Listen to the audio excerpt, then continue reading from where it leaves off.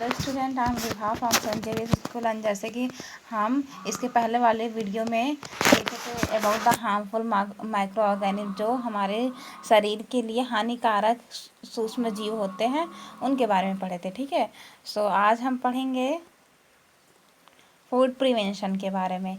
मतलब जो फूड हमारा हार्मफुल बैक्टीरिया की वजह से ख़राब हो जाता है, उसे हम प्रिवेंट ख़राब होने से कैसे बचा सकते हैं। अपने फूड को, अपने खाने को हम ख़राब होने से कैसे बचा सकते हैं। So we all know that micro organism spoil the food. हम सब जानते हैं कि माइक्रो ऑर्गेनिज्म जो होते हैं वो फूड को ख़राब कर देते हैं। Spoiled food produce bad smell, has a bad taste and change colour. जो स्पॉइल फूड रहता है, जो आपका ख़राब फूड रहता है, वो ख़राब स्मेल प्रोड्यूस करता है। ठीक है, उसमें से जो गंध आती है वो बहुत ख़राब आती है और उसका टेस्ट भी बहुत ही बुरा लगता है, कलर भी चेंज हो जाता है जो आपका ख़राब फूड रहता है। ठीक है, so we can preserve raw food material and cooked food material by applying some method. So हम अपने रॉ फूड मटेरियल को और जो हमारे बने हुए फूड हैं उनको हम प्रिवेंट कर सकते हैं, मतलब उनको ख़राब होने से बचा सकते हैं कुछ मेथड को यूज़ करके। अब वो मेथड क्या क्या है, let's see. As we know that moisture is one of the main reason for microbial growth, removal of water is an efficient method of food prevention. हम सब जानते हैं कि जो मॉइस्चर है, मॉइस्चर एक मेन कारण है। मॉइस्चर मतलब आपकी नमी, इन्वायरमेंट में जो नमी पाई जाती है, ये मेन कारण है माइक्रोबियल ग्रोथ का। मतलब सूक्ष्म जीव उनके ग्रोथ की, उनकी बढ़ोतरी में आपका जो मॉइस्चर है इन्वायरमेंट में, वो भी एक मेन कारण है। ठीक है, तो हम removal of water is efficient method of the food prevention. तो उसमें से जो वाटर उसमें पाया जाता है उसको रिमूव करके हम अपने फूड को प्रिजर्व कर सकते हैं, मतलब बचा सकते हैं। तो रिमूवल ऑफ वाटर ये एक एफिशिएंट मेथड है, एक बहुत ही अच्छा मेथड है फूड प्रिवेंशन का। ठीक है, so pulses, spice, dry fruit and other food items can dehydrated by putting these in sunlight. So pulses आपकी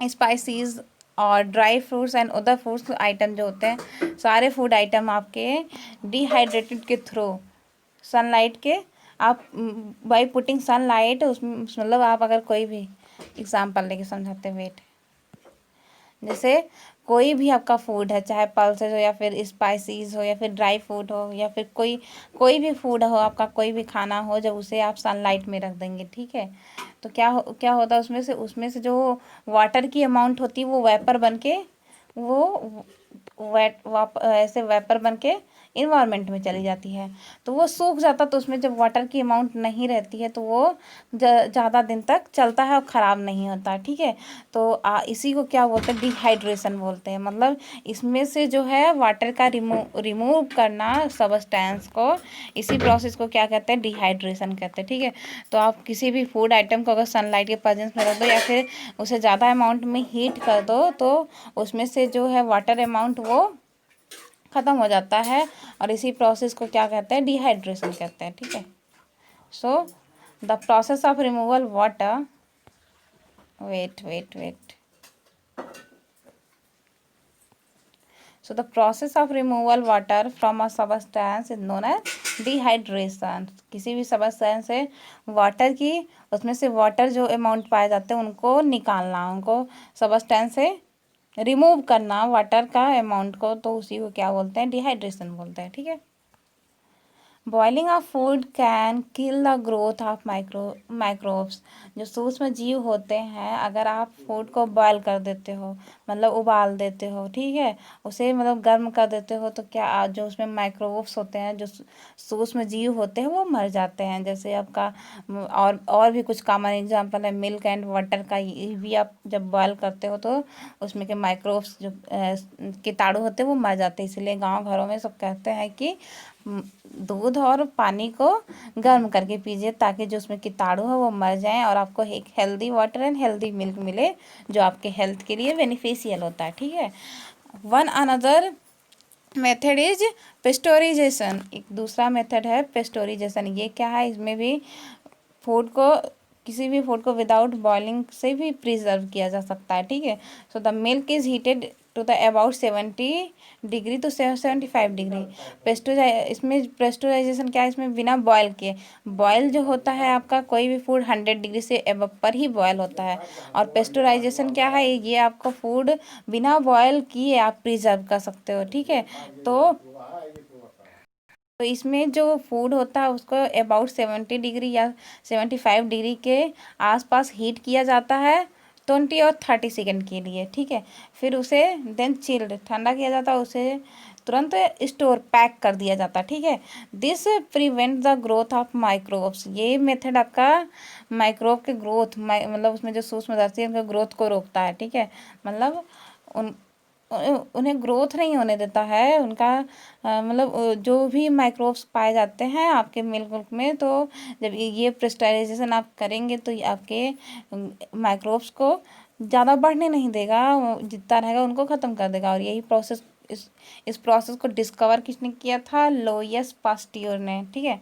लोइस पास्टियर ने इसको डिस्कवर किया था, इसीलिए इस प्रोसेस को क्या कहा जाता है, पेस्टोराइजेशन, ठीक है।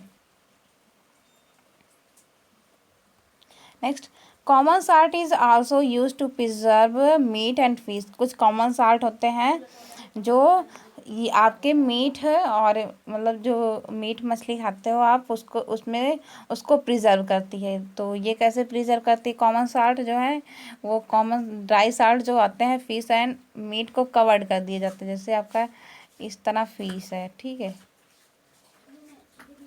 ये आपका फिश है, तो इसके ऊपर पूरा साल्ट, ड्राई साल्ट जो आते हैं वो लगा दिए जाते हैं। तो वो ड्राई साल्ट क्या करती हैं, जो आपकी माइक्रोब्स होते हैं उनसे प्रिजर्व, सूक्ष्म जीव जो होते हैं उनसे बचाती हैं ये साल्ट, ठीक है। तो आपका एक साल्ट भी है एग्जाम्पल आपका प्रिवेंशन ऑफ फूड के लिए, ठीक है। साल्ट क्या करती हैं, ये मीट और शुगर को प्रिवेंट करती हैं from the bacteria and other microbes, ठीक है। Salt are also use to preserve raw mango. जो कच्चा मैंगो होते हैं या आंवला या फिर टैमरिंड होते हैं, ये सब को भी प्रिवेंट करने में रॉ मैंगो मतलब कच्चा आम, आंवला और टैमरिंड जो होते हैं, ये सब को भी आप साल्ट लगा के प्रिवेंट कर सकते हो, ठीक है। And jam, jelly and squashes are preserved by sugar. और जैम, आपके मार्केट में जो जैम आते हैं, जेली जो आते हैं, ये लिक्विड होते हैं वो, और स्क्वैशेज जो भरते आते हैं वो सब भी प्रिजर्व किए जा सकते हैं शुगर के थ्रू। शुगर क्या करती हैं ये, because sugar reduce the moisture content which inhibits the growth of bacteria which spoil food. Sugar क्या करता है, ये जो है मॉइस्चर को रिड्यूस कर देता है, मतलब किसी भी सब्सटेंस से मॉइस्चर को ख़त्म कर देता है, जो उसमें नमी होती है उसको ख़त्म कर देता है। और ये क्या करती हैं, ये जो बैक्टीरिया की ग्रोथ है जो आपके फूड को ख़राब करते हैं उनको आने से रोकती हैं, ठीक है। So these food items are packed in air tight container which resists to entry the microbes. ये फिर फूड आइटम पैक कर दिए जाते हैं इन एयर टाइट कंटेनर में, मतलब आपके पॉलीथीन में देते हैं, कवर कर दिए जाते हैं। वो क्या करते हैं, वो जो है जैसे ये आपकी पॉलीथीन में फूड, इसमें आपका फूड रख दिया गया, ठीक है। तो आपका क्या पॉलीथीन जो क्या करता है, ये माइक्रोब्स को अंदर आने से रोकता है, ठीक है। Instead of salt and sugar we use some chemicals like sodium benzoate and sodium metabisulfate for preservation, ठीक है। साल्ट और शुगर के अलावा भी कुछ केमिकल्स आते हैं, जैसे आपका सोडियम बेंजोनेट है और सोडियम मेटाबाइसल्फेट है। ये भी आपके क्या करते हैं, जब फूड में आप इसे मिक्स कर दोगे तो आपका फूड को ज़्यादा दिन तक चलेगा आपका फूड, और उसमें जो भी माइक्रोब्स होते हैं उनको किल कर देते हैं, ठीक है। सो सोडियम बेंजोनेट और सोडियम मेटाबाइसल्फेट जो होते हैं, ये भी आपके केमिकल होते हैं जो आपके फूड को प्रिवेंट करते हैं, मतलब आपके फूड को सड़ने या ख़राब होने से बचाते हैं, ठीक है। There are also used in the jam, squashes, sauce to check their spoilage। ये आपके जैम में भी और स्क्वैशेस में भी और कुछ सॉस में भी ये यूज़ होते हैं, ठीक है। नेक्स्ट हम देखते हैं disease caused by micro organism in humans. हम मतलब ह्यूमंस के शरीर में, मानव के शरीर में जो माइक्रो ऑर्गेनिज्म के थ्रू जो डिजीज़ कॉज्ड किए जाते हैं, ठीक है, जो डिजीज़ होते हैं उसके बारे में देखते हैं, ठीक है। मतलब सूक्ष्म जीवों के थ्रू जो हमारे बॉडी में जो जो बीमारियां होती हैं, लेट्स सी उसके बारे में एक बार देखते हैं, ठीक है। Some of microorganism causes disease in human beings and animals. कुछ ऐसे माइक्रो ऑर्गेनिज्म होते हैं जो डिजीज कॉज करते हैं ह्यूमंस बींग और एनिमल्स में, जो डिजीज जो बीमारियां फैलाते हैं, ठीक है, ह्यूमंस बींग और मतलब मानव में और जानवरों में, ठीक है। Such disease causing microorganism called pathogens, ठीक है। ऐसे डिजीज जो माइक्रो ऑर्गेनिज्म के थ्रू कॉज किए जाते हैं उनको क्या बोलते हैं, पैथोजेंस बोलते हैं, ठीक है। Pathogens enter our body through the air we breathe and water we drink और फूड वी ईट। पैथोजेंस जो होता है वो आपका बॉडी में जब हम ब्रीथ करते हैं या फिर वाटर को पीते हैं या जो भी खाना खाते हैं उसके थ्रू हमारे बॉडी में इंटर करता है, ठीक है। They can also be transmitted by directly contact with infected person और कैरिड थ्रू एन एनिमल। ये जो है पैथोजेंस है, ये आपके इन्फेक्टेड पर्सन मतलब जो जिसे पैथोजेंस हुआ है उसके थ्रू भी क्या होते हैं, ट्रांसफ़र हो जाता है। जैसे कोई भी है, जैसे आपका चिकन पॉक्स किसी को हुआ और उसके टच में कोई गया, ठीक है, तो आपके बॉडी से दूसरे बॉडी में भी ये ट्रांसफ़र हो जाते हैं, ठीक है। तो ये मतलब बॉडी टच से भी जो इन्फेक्टेड पर्सन है उनसे भी ट्रांसफ़र हो जाते हैं, ठीक है, one body to another body अगर आप उसके टच में जाते हो। These disease are called communicable disease. ऐसे डिजीज को क्या बोलते हैं, कॉम्युनिकेबल डिजीज। जैसे आपका कॉलरा हुआ, कॉमन कोल्ड हुआ, चिकन पॉक्स एंड ट्यूबरक्लोसिस, इनको क्या बोलते हैं, इनको बोलते हैं कॉमन कॉम्युनिकेबल डिजीज, ठीक है। When a person suffering from common cold, sneeze and fine droplets of moisture carrying thousands of virus are spread in the air। जब कोई भी मतलब ठंड से या जिसे बोलते हैं आप जुकाम या कॉमन कोल्ड जो है उससे सफ़र करता है, ठीक है, छींक आती है और आपकी जुकाम हो जाता है, मतलब आपके नाक से पानी आने लगते हैं, ठीक है, तो इन्हीं को कॉमन कोल्ड स्नीज बोलते हैं। तो ये जो होती हैं ये कैसे होती हैं, आपके मॉइस्चर में जो है थाउजेंड ऑफ वायरस स्प्रेड हुए होते हैं, ठीक है। जो एयर में जो मॉइस्चर होती है उसमें थाउजेंड ऑफ वायरस कंटेन की रहती है, ठीक है।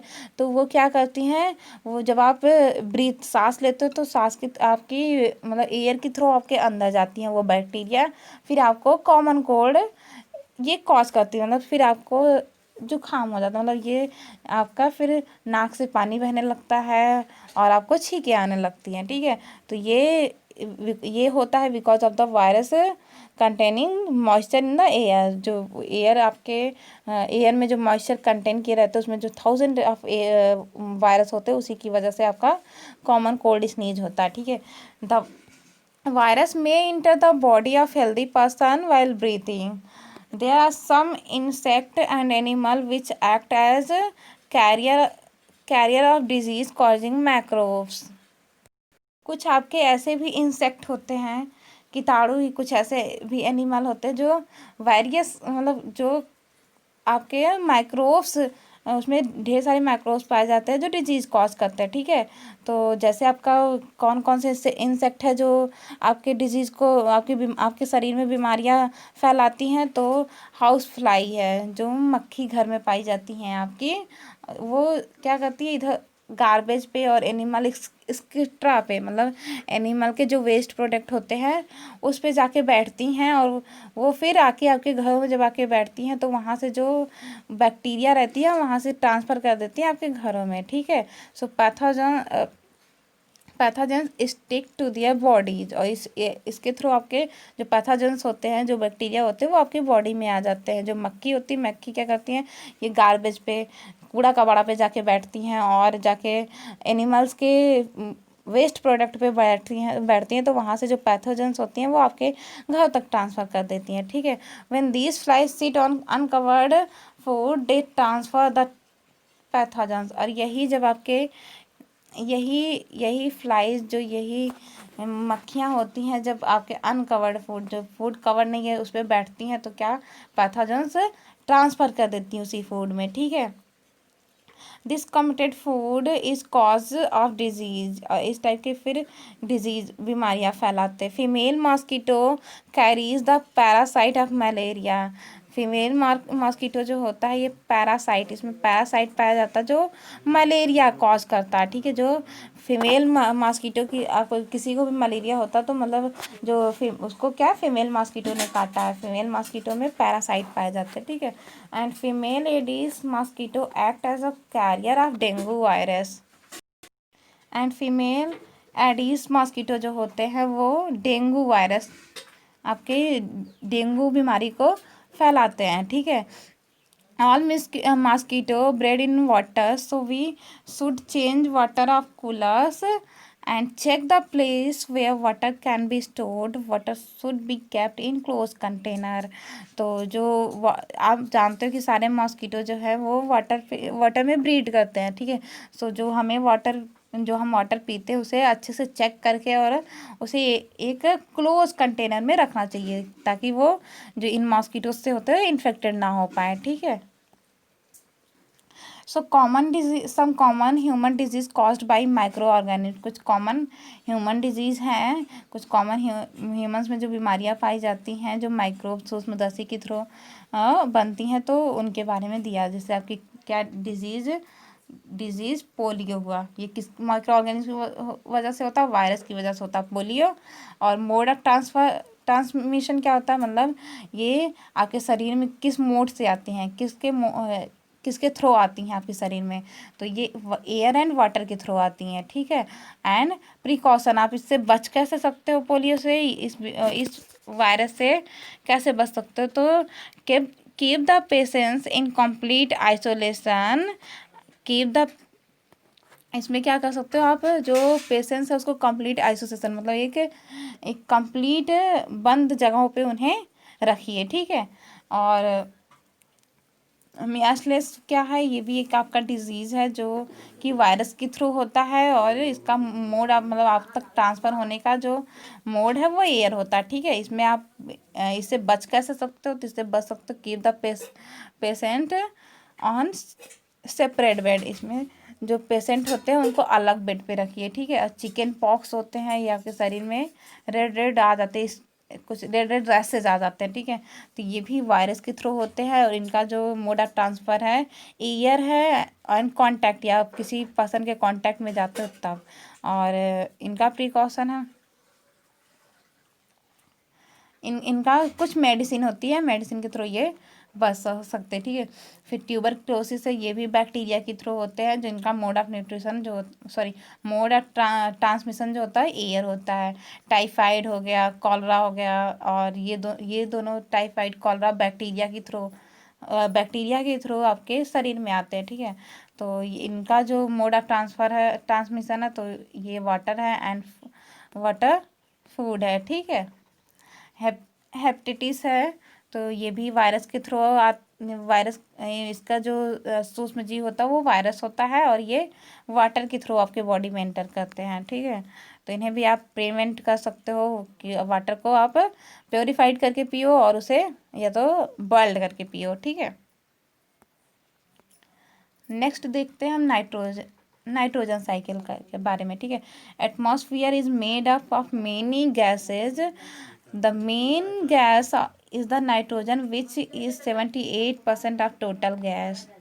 जानते हो कि वायुमंडल जो है आपका वो कई गैसों से मिलकर बना हुआ है, तो जो उसमें सबसे मेन गैसेस जो पाई जाती है वो नाइट्रोजन पाई जाती हैं। क्यों? क्योंकि नाइट्रोजन जो है वो आपकी टोटल 78% गैस होती है, ठीक है। आपके एटमॉस्फियर में 78% नाइट्रोजन गैस पाई जाती है, मतलब एक हाई अमाउंट में नाइट्रोजन गैस पाई जाती हैं, ठीक है।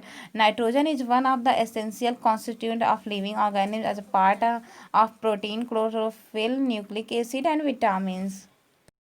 नाइट्रोजन आपका जो है बहुत एसेंशियल कंपोनेंट है, बहुत ही ज़रूरी कंपोनेंट कॉन्स्टिट्यूएंट है, जो कि लिविंग ऑर्गेनिज्म के लिए बहुत ही इंपॉर्टेंट होता है। जैसे ये नाइट्रोजन किस किस पार्ट में पाया जाता है? प्रोटीन प्रोवाइड करते हैं, chlorophyll and nucleic acid and vitamin provide करते हैं to your body. So nitrogen is very essential for the human being and plant and other animals. ठीक है, the atmosphere nitrogen can't be taken directly by plant. Nitrogen जो होते हैं वो plant में directly नहीं लिए जाते, मतलब कुछ प्लांट ऐसे होते हैं जो डायरेक्टली नहीं उनको लेते हैं। ठीक है, certain bacteria and green algae present in the soil take the nitrogen from the atmosphere and convert into compound of nitrogen। तो जो प्लांट डायरेक्ट आपके नाइट्रोजन नहीं ले पाते हैं, वो कैसे लेते हैं? कुछ बैक्टीरिया आपकी सॉइल में पाई जाती हैं, जैसे आपकी ग्रीन अलगा जो सॉइल में प्रेजेंट होती हैं, वो क्या करती है? नाइट्रोजन को वायुमंडल से, आपके एटमॉस्फेयर से नाइट्रोजन को कन्वर्ट कर देती हैं कंपाउंड ऑफ नाइट्रोजन के कंपाउंड में कन्वर्ट कर देती हैं। ठीक है, तो वहाँ से once nitrogen converted into the usable compound, जब यही नाइट्रोजन आपका एक यूजफुल कंपाउंड में कन्वर्ट हो जाता है, तो इसे यूटिलाइज किया जाता है, मतलब प्लांट के through from the soil their root, उनके रूट प्लांट के रूट, उनकी जड़ों के थ्रू, उनके जड़ों से जो नाइट्रोजन सॉइल में पाए जाते हैं उन फिर वो प्लांट के थ्रू यूटिलाइज किए जाते हैं। ठीक है, तो फिर वो उनका प्लांट यूज़ करते हैं सॉइल से। Nitrogen is then used for the synthesis of plant protein and other compound. Animal feeding on plant get protein and nitrogen compound. और जो एनिमल आपके प्लांट को फीड करते हैं, मतलब प्लांट खाते, जो पेड़ पौधे चरते हैं, वो क्या फिर उन्हीं प्लांट से नाइट्रोजन उनको मिल जाता है, क्योंकि वो सॉइल से वो प्लांट नाइट्रोजन ली रहती है, फिर जो वही प्लांट चरते हैं एनिमल, तो वो एनिमल्स में ट्रांसफ़र हो जाती है वो नाइट्रोजन। ठीक है, when plant and animal die, bacteria and fungi present in the soil convert the nitrogenous waste into the nitrogen compound। और यही जब फिर एनिमल या प्लांट जो होते हैं डाई मतलब मर जाते हैं, तो जो कुछ बैक्टीरिया होती हैं, जो bacteria and fungi present in the soil, जो आपकी बैक्टीरिया और फंजाई सॉइल मिट्टी में पाई जाती हैं, वो क्या इनको नाइट्रोजीनियस वेस्ट को फिर से नाइट्रोजन कंपाउंड में कन्वर्ट कर दी जाती हैं, जो फिर से प्लांट के थ्रू फिर यूज़ किया जाता है। ठीक है, certain other bacteria convert some part of nitrogen gas which goes back. अब कुछ ऐसी बैक्टीरिया होती हैं जो फिर उसी को क्या नाइट्रोजन गैस में कन्वर्ट कर देती हैं। ठीक है, और फिर वो आपके वायुमंडल में फिर से वापस चला जाता है। ठीक है, so the percentage of nitrogen in atmosphere remain constant. और ऐसे आपका एटमॉस्फेयर में जो नाइट्रोजन की परसेंटेज है वो हमेशा कांस्टेंट रहती है, मतलब एक इक्वल अमाउंट में ही हमेशा रहती है। मतलब जैसे आपका फिर से आप अच्छी तरह समझाते हैं। ठीक है, जैसे आपका ये क्या है, ये एटमॉस्फेयर है, यहाँ से जो नाइट्रोजन पाई जाती हैं, तो आपकी मिट्टी में जो भी बैक्टीरिया होती है, ये मिट्टी है, इसमें जो भी बैक्टीरिया होती हैं, ये बैक्टीरिया क्या करती हैं, ये बैक्टीरिया इसको नाइट्रोजन को नाइट्रोजीनियस कंपाउंड में कन्वर्ट कर देती हैं। ठीक है, फिर इसके बाद जब नाइट्रोजन को कन्वर्ट कर देती है नाइट्रोजीनियस कंपाउंड में, फिर वो प्लांट की जड़ों के थ्रू, उनके जड़ों से प्लांट उनका यूज़ करते हैं अपने, मतलब अपने एनर्जी पाने के लिए वो उस नाइट्रोजन का यूज़ करते हैं। फिर जब वही प्लांट को एनिमल्स चरते हैं, तो वो नाइट्रोजन किस में ट्रांसफ़र हो जाती है? एनिमल्स में ट्रांसफ़र हो जाती है। फिर जब वही एनिमल या प्लांट डाई हो जाते हैं, मतलब मर जाते हैं, तो उसमें कुछ बैक्टीरिया ऐसे पाए जाते हैं जो उस नाइट्रोजन गैस को फिर से उस नाइट्रोजन को कंपाउंड को फिर से नाइट्रोजन गैस में कन्वर्ट कर देते हैं, और फिर वो आपका इन्वायरमेंट में चला जाता है। तो ये कंप्लीट साइकिल आपकी इस तरह चलती रहती है। ठीक है, आपका टॉपिक यहीं ख़त्म होता है। और जो क्वेश्चन है व्हाट आर द माइक्रोब्स, ये हम कल सारा का सारा क्वेश्चन सॉल्व करवाएंगे। ठीक है, बाय एवरीवन।